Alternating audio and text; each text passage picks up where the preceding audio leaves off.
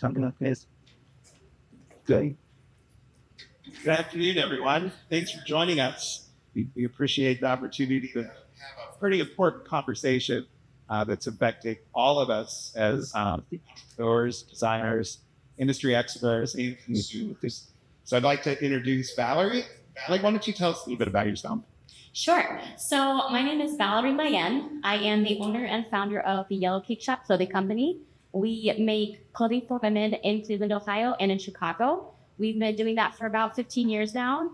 And a big mission of what we do is to help women elevate and achieve more and kick ass and take names so they can level up and secure the bag and to go. And we feel like we can do that one garment at a time by building confidence in our clients, but also with all confidence. Yeah, that's amazing.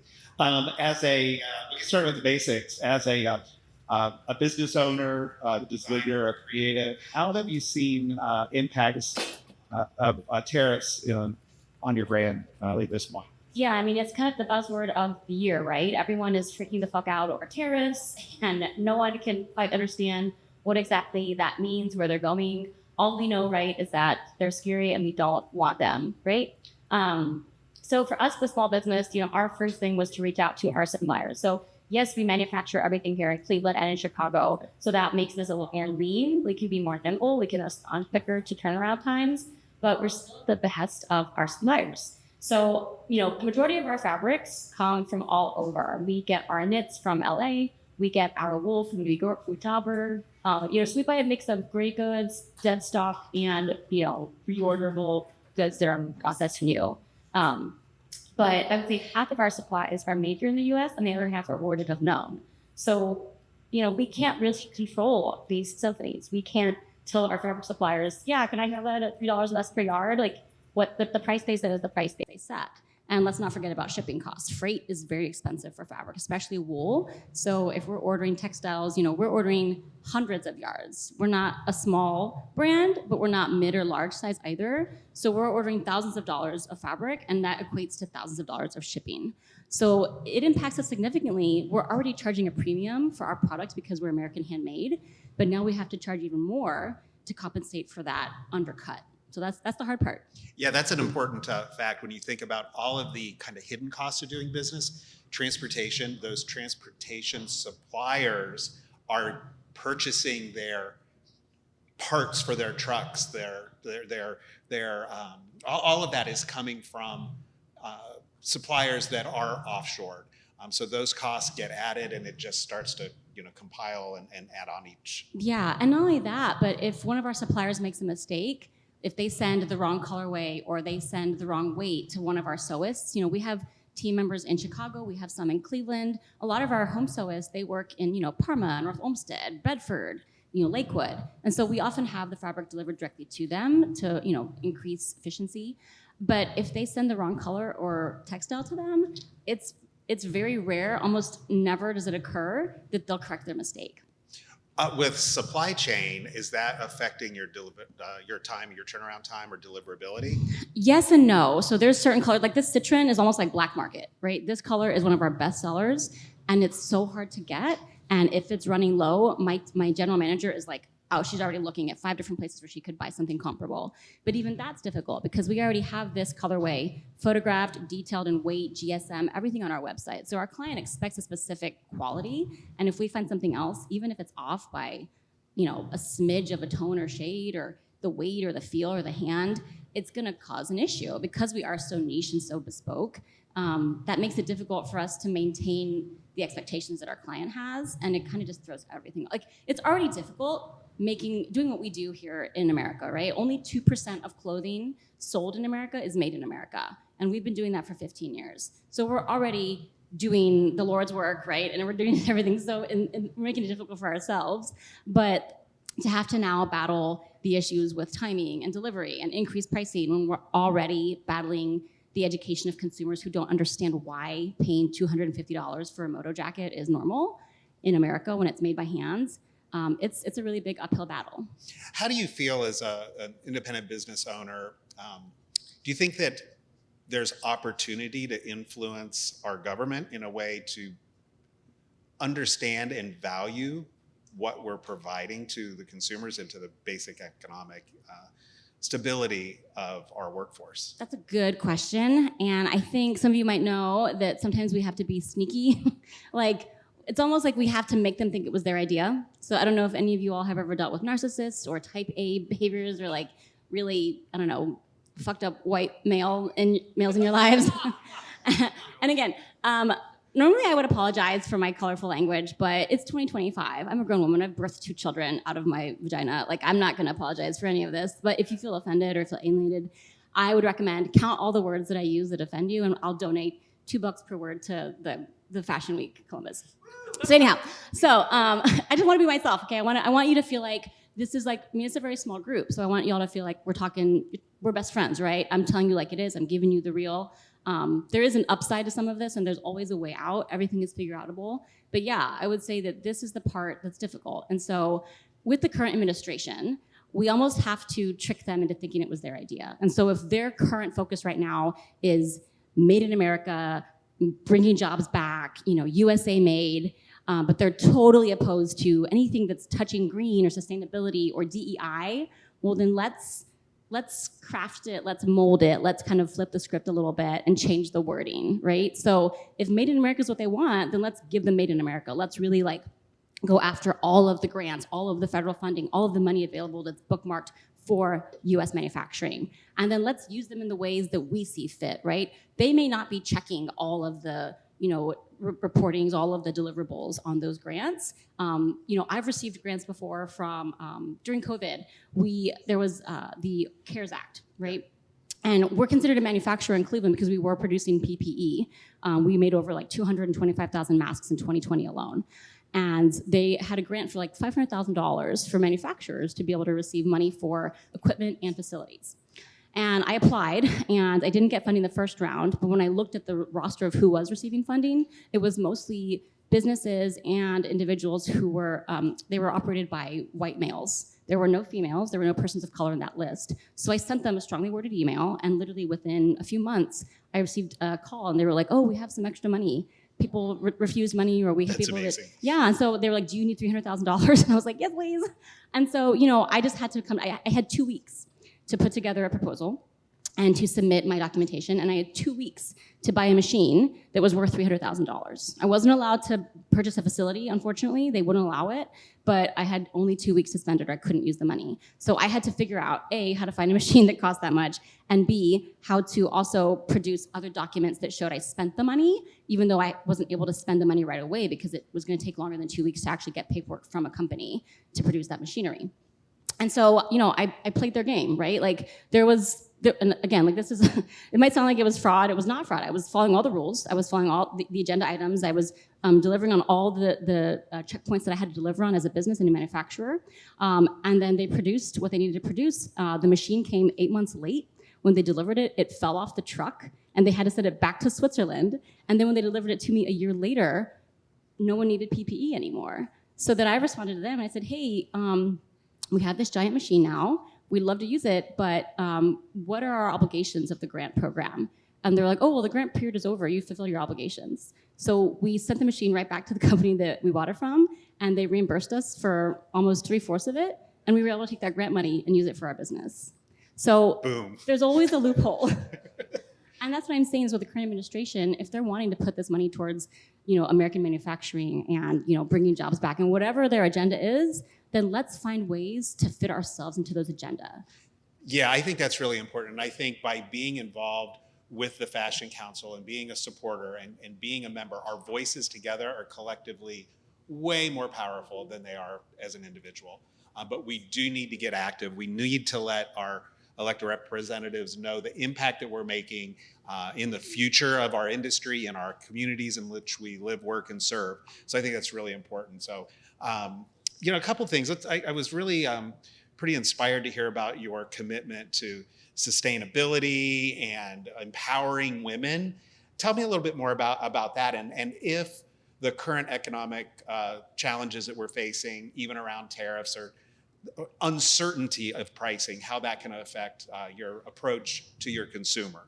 Yeah, I mean, I will say this, there's always business to be had. It's just gonna be a little harder to find it now. People are holding on to their money tighter. They're not spending as much as they used to, but that doesn't mean that your business has to fail or even struggle. So, we are committed to sustainability, and the way we do that isn't by making everything out of hemp or linen, because who the fuck wears that 24/7? Like, I hate linen. I'm not gonna do it. But, our commitment is in by making our products really, really well. And we also provide what we call a repair-free lifetime guarantee. So if you buy a jacket from us in 2011 and your dog chewed the corner of it, or you busted a seam, or you lost a button, we fix it for you for free. We don't want you to waste that garment because it has a busted spot or a ripped seam. We also have a buyback program. So if you bought a garment from us before you got your big girl job or before you had kids and it's not your style anymore or you just can't fit into it, you can bring it back and we'll provide you credit for new pieces, and then we pre-sell or resell your pre-loved items. So we are trying to close the loop on what we make and make things circular, but we're also educating our clients on how they can extend the life of their garments. Now, what we're doing for our clients to help embolden them more, and I use the word embolden, this is really important. I tell all of my clients and audiences this. A lot of people don't know this, but the word empower has been butchered to death, right? It's like fetch, trying to make fetch happen. I'm trying to make embolden happen, y'all. So empower means that we're giving someone something they didn't have. Embolden means that we are giving someone a tool to unlock something that's already in them. So we like to use the word embolden at Yellow Cake Shop because when women put on our clothing, when they wear our pieces, they unlock this newfound confidence that they didn't know existed in them until they can see themselves the way others see them. I've had clients come to me at random restaurants and festivals saying that when they wear our cardigans or our jumpsuits, they negotiate higher for themselves. They go after jobs they didn't think they could get. They advocate for themselves in different ways with more confidence. And that's what I believe our clients need and women need. So the way that we embolden them more is by educating them and by letting them know what they can do to prolong the life of their garment, how they can, approach style in a different way, how they can, approach fashion in a way that works for them. They don't have to be a fashionista. They don't have to know all the rules and the details of fashion because there are none, right? Your grandma's rules, no offense to any grandmas, your grandma's rules don't apply. You can wear white after Labor Day, you can wear horizontal stripes, you can wear open-toed shoes and socks, you can wear whatever the fuck you want, right? As long as it works for you and where you're going. Now, in terms of the consumer and how we drum up business, how we find people, it's really about targeting the audience and the clients that aren't hurting right now, the ones that have disposable income, the ones that aren't hurt by the economy, right? So we're going after the CEOs, C-suite, the dinks, right? The dual income, no kids. We're trying to find the woman that we know has the money to spend and she wants to spend it, right? Who's, maybe the athlete that has a body that can't find clothing at traditional outlets, or the woman who's just lost a ton of weight and she doesn't know where to shop and what to do with her wardrobe, or the woman who's a bodybuilder and has really broad shoulders but a tiny waist and has no idea how to shop for herself. That's who we are seeking after. And it requires more work and effort, but it is possible. That's really inspiring too, and I love the intentionality of determining and defining where the potential market is for your brand. It's that approach is what's going to also help differentiate you and tie that in with your commitment to service and sustainability and basically just hospitality to that target market. That's really important. Curious if you had one or a few words of advice for an aspiring designer that's getting into the business now with all of this economic uncertainty that we're facing, what would you advise them to consider as they take their new venture on? That's such a good question because when I started my business, it was 2009. It was right after the housing crash and the housing crisis, and I had no idea that was going on because I didn't have a house. I had, why would I know? I rented an apartment. I was a few years out of college. So I think for me, ignorance was bliss because I wasn't terrified. I wasn't afraid that I'd not be able to do it. I was like, I guess I'm gonna start a business, and I had to. It was a necessity. I was a nanny for a really wealthy family, and then I lost my job, and then I needed money, and so I just started making things and selling them on Etsy. And for me, it was little by little. It was a slow burn. I was bootstrapped. I did it all myself. I made a coat, sold a coat, bought more fabric, made more coats. And I did my process slowly, little by little. I would say the biggest piece of advice I can give you is, my dad always tells me this, and it used to annoy the hell out of me, but it isn't a horse race, right? Like, and what he means by that is that, and you'll hear this a lot, right? You know, what is it? Comparison is the thief of joy. And it's such bullshit because like we're all on Instagram, we all compare ourselves. It's impossible to not do it, right? Like I can't tell you how many times I follow some woman's fitness blog that's over 40 and I'm like, I can totally do chin-ups and I'll totally have those abs someday. like right, yeah, okay. But you know, it's fine to aspire, right? And it's totally fine to compare yourself and feel like shit for a few days, but you can't live there, right? You also have to, I read this book by Dan Sullivan and he talks about measuring backwards. So a lot of times entrepreneurs, we will look at what's ahead and we'll look at our goals and we'll be like, fuck, like I'm not where I want to be. I'm so behind. Everyone is moving ahead. It's like when you do that test in junior high and everyone's scribbling and you're like stuck on answer number 1. But if we look ahead and we're so focused on what we haven't achieved, we forget about what we have achieved, right? And I do this to myself too. Like I'm constantly not satisfied with where I am. But if we look backwards at where we were and how far we've come, we'll be able to see a lot more progress and we'll be able to validate ourselves a lot better and say, oh my God, like I used to have only these many employees, or I used to have only this much revenue. I used to have only this much in skill and expertise, or now I'm getting booked for this many speaking gigs and now my speaking fee has increased to this much, you know? And so if I think about that, that really makes a difference in calculating how far you've come, what you've accomplished, and where you're going. And that can help you gain momentum more than feeling stuck and paralyzed and like, oh, I just suck and I'm never gonna get anywhere and everyone's moving ahead and getting promotions and I'm just the worst, you know? And so I recommend A, getting a good therapist, B, having a really good accountant. You do not wanna get in trouble with the IRS, all right, y'all? Like this current administration does not fuck around. Don't send yourself to jail over taxes. Make sure you pay for that. Don't listen to your friend who's selling candles at the market and be like, oh, it's totally okay if you don't make this much money, you don't have to claim it. Just talk to a professional, okay? Even if it's H&R Block. And make sure you understand your numbers, even like in the simplest form. You need to know what's coming in and what's going. Because if you don't, whatever doesn't get measured is gonna die, right? Like what gets fed grows, okay? So if you're not measuring it, you're not clocking it, you're gonna realize one day, oh my God, we don't have any profit because we spent it all on pizza and entertainment and flowers, you know? So you need to be checking those numbers. That's, I think, one of my superpowers is that I'm so scrappy and I'm so, I wouldn't call myself cheap, I'm thrifty, right? Like these nails are Amazon nails, y'all, like $12.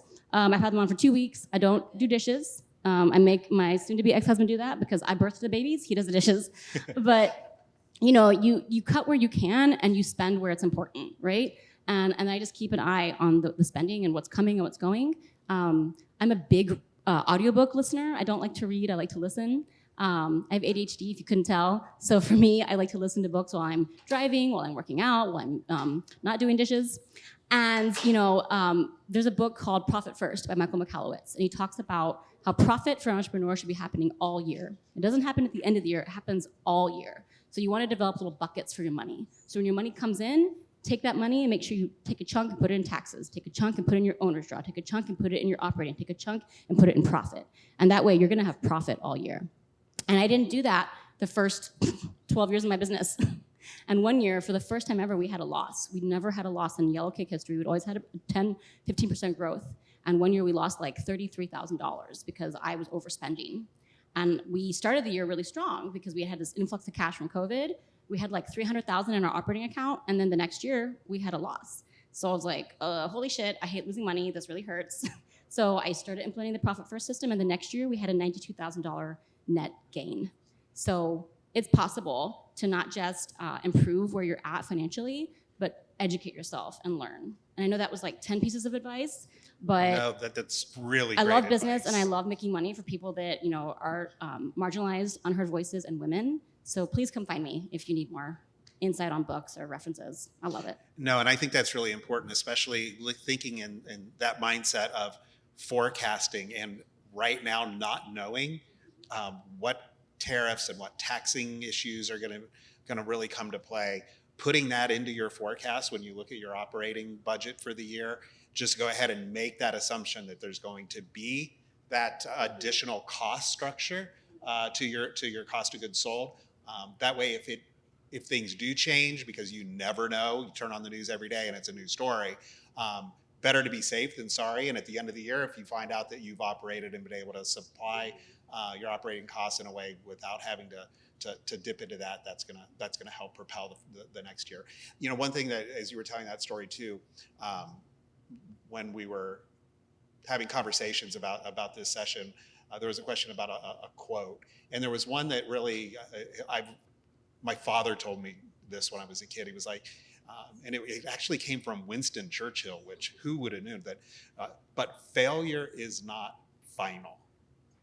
It is such a true, and it's also not fatal. It's okay. Sometimes, falling forward, whatever, but I think you had demonstrated a great example of, hey, I had a loss. What can I do? You put your hands up and freak out and be like, I don't want to do this anymore, or you fix it and know that, hey, I failed, but that lesson has propelled positive growth and profit since then. So we have a couple more minutes. I'd love to hear from the audience if you have any questions. Does anybody have any right off the top of their head?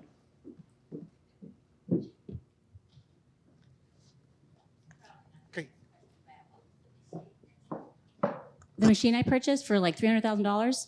So it was a digital cutter, and it was by a company called Zund, and they are in Switzerland, but they have headquarters in Wisconsin.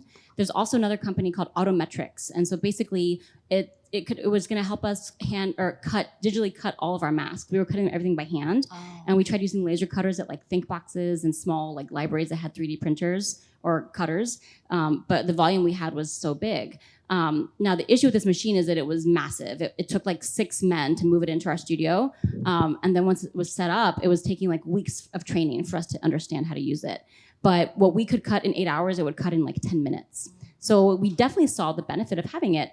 The issue with us is that a lot of our sewists, they work from home and they prefer cutting their bundles because then they can make the notches, they know what they've cut, they know the seam allowances. So it didn't make financial sense for us to keep the machine because if we cut it for them, we'd be doing that work and it might cut out some time of theirs, but it didn't make sense for our process. So it was like, okay, well, can we just get this money back? And we ended up getting about $225,000 back. That's great. Is anyone running into any sourcing or pricing issues on your own? And if not, that's okay. But yeah, happy to hear from anyone. This is not to do with sourcing, but I'm wondering if you might talk more about your manufacturing, how it works being spread out with different folks. Are you using mainly home sewists that have, a good quality? How are you handling that? Sure, that's a great question. So when I first started, I was making everything myself. I was sewing every piece, I was selling every piece, I was modeling every piece. I did everything. And then as I grew, I was able to hire a friend. Then I found one of my first professional sewists on Craigslist, of all places. And she was great. She lived in Bedford. And when she first came to me, she was very skilled and talented. She could sew what I could sew in half the time.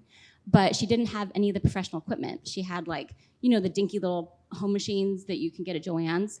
And so the quality of the work wasn't great. And so I said, hey, Alveda, if I bought you your equipment, would you have space for in your home and would you want that kind of equipment? Because it's pricey. People don't realize that an industrial straight stitch machine is $1,500 new. A serger is about $800 to $1,200 new. Then a gravity feed iron is about $300. A mannequin's anywhere from $400 to $1,200. And that's not including the oak tag, the butcher paper, the bunny punches, the pattern tags. It's about $3,000 for a simple straight stitch operation. And so she was like, oh yeah, I would love this. But she felt uncomfortable taking machinery for free. So she said, can I work it off over time? So I said, sure. So I bought the equipment from my sewing machine guy on credit. I paid him half down, and then I paid the other half later in the year. And then he delivered it to her house, and then she paid it off in 2 years. And every month she would just make a payment of $100, $200. If she needed a break, she would take a break. And it was great. And then we started doing that for all of our sewists, about 6 different sewists in Cleveland. We were able to do that recently for a woman who moved here from Ukraine after the war, and she's a single mom. And she was like, after a week of sewing with us, she was like, yeah, I need equipment. And so it's been unique for us. It was a happy accident of this micro enterprise that we started. But essentially, we give our sewists different styles based on their proficiency. So Alveda is really skilled and talented. She handles most of the coats and the difficult pieces. Maria is very skilled and she's fast, and so she does a lot of our leather goods and accessories. Mackenzie is newer and she's not as skilled and she's a little slower. So we give her more of our tassels, the things that just require more assembly. And we always pay a piece rate. We don't pay an hourly rate because an hourly rate is going to really screw up our pricing system. Because when you think about it, we don't want to penalize a sewist for being efficient. So like Alveda, if she can sew a garment in 4 hours, but Brittany can sew it in 6, why would I pay Brittany more money to be slower? I'd be penalizing Alveda for being quick and being efficient.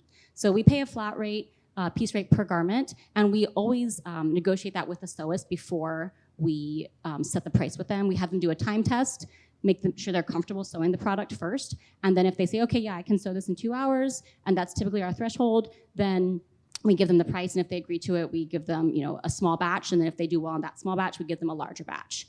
So for us, it's a process. It takes time to onboard a new sewist to make sure that they're skilled, qualified, and available. And if they're unable to make drops or do pickups with us, then we have an intern do that. And we provide gas money for the intern. They have a log that they keep. We use a lot of automated software, like we'll use MileIQ, we'll use Asana, we use Connect Team, we use Airtable. So that all helps. It was definitely a challenge getting the sewists on board to some of the software because they're old school. They don't want to do that. They want to do the tactile work.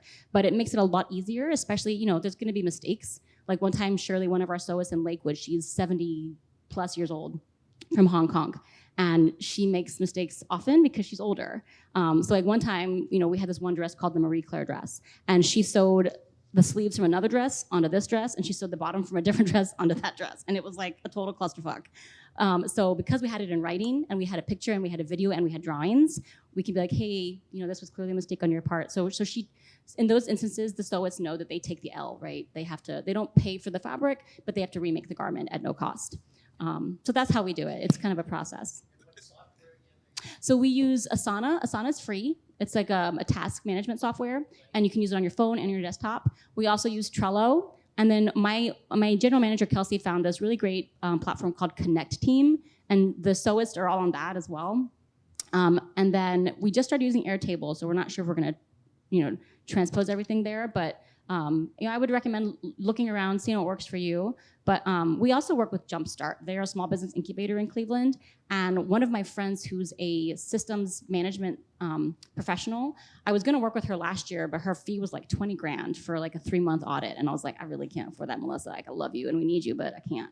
Well, then she started working for Jumpstart. And since we are a client of Jumpstart, we get free mentorship and resources from them. She's able to work with us through Jumpstart for free. So my friend Melissa has been able to help us automate some of our processes, automate our systems, implement new practices and SOPs, and it's been super helpful. Boy, that is really great. And I wish someone from Jobs Ohio was in the room right now, because this is an incredible workforce development case study. And it's a success of someone involved with the Fashion Council that the state of Ohio needs to hear these stories. Alternative financing for your workforce, empowering your workforce, continuing education, learning efficiencies, utilizing other public and private resources to grow your business. Jobs Ohio, the state of Ohio, the city of Columbus, Franklin County. Score Cleveland, maybe SBA. Everyone needs to know these kind of stories. You are all actively making a difference. And I think that that's something that we all need to celebrate. So thank you all for coming. Celebrate yourselves for being here. And Valerie, it was so good to see you again. I know, thanks so much. We ran into each other at the Curve event last year, and boy, was that a success. So excited about Fashion Week coming up, and glad to see you again. Yeah, thanks for having me. Yeah, absolutely. Thanks, everybody.